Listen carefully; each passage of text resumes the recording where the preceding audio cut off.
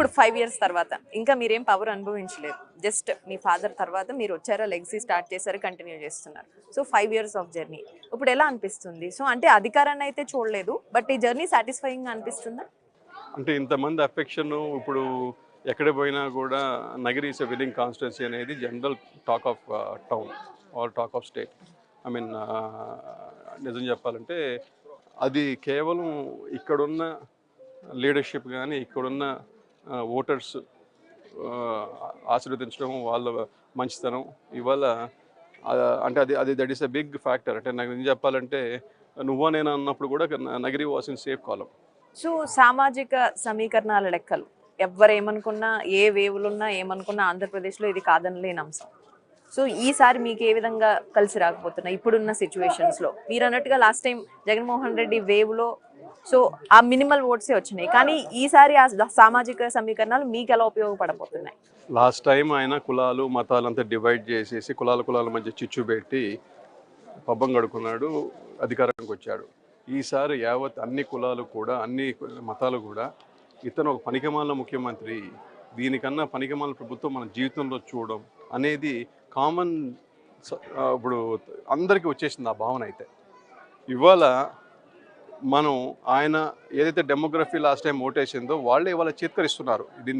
నిన్ను ఏదో అనుకుని ఓటేసాం, ఇవాళ నువ్వు రాష్ట్రాన్ని వెనక చేసుకొచ్చేసావు, మా పిల్లల భవిష్యత్తు కూడా నువ్వు కాలు రాస్తున్నావు, రాష్ట్రాన్ని అధోగతి చేస్తున్నావు, అప్పుల పాలు చేస్తున్నావు అని వాళ్ళు కూడా ఇవాళ రీథింక్ చేస్తున్నారు వాళ్ళ ఆ రోజు చేసిన పని. ఎందుకంటే చూడందే తెలియదు ఎవరికి కూడా మంచోడ చెడ్డోడా అని. ఇవాళ మనం చేసినది తప్పు అని చెప్పే భావన అయితే ఖచ్చితంగా మీరు 99% వైసీపీ వాళ్ళలో ఉంది.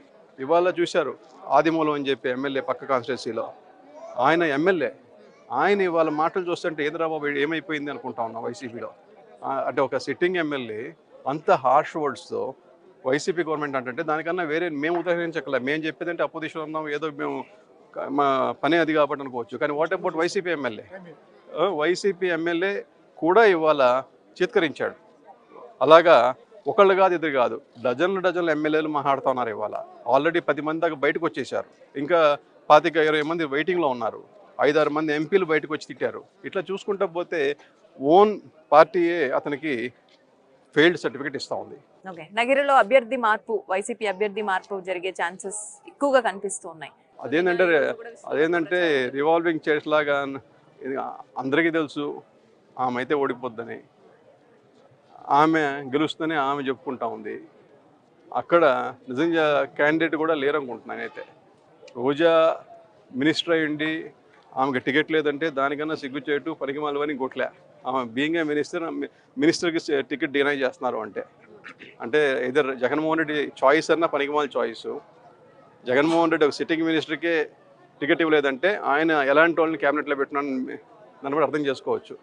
ఇంకా ఆయన నాలా తీవ్ర నాలా వాళ్ళిద్దరు డిసైడ్ చేసుకోవాలా. ఓకే, సో నగర కాన్స్టిట్యున్సీకి ఒక స్పెషాలిటీ లైక్ వైసీపీ నాయకురాలు రోజా పదే అగ్రెసివ్ అంటే టీడీపీ నాయకుల మీద రెగ్యులర్గా it's like a common practice. ఇంకా ఇప్పుడు ఆమె ప్యాకేజ్ స్టార్ అంటూ ఉంటుంది. ఇప్పుడు నువ్వు మొన్న ఒక ఎస్సీ మహిళ చైర్మన్ డిగ్రీ ఇస్తానని చెప్పి 40 లక్షలు అప్పనంగా తీసుకోండి.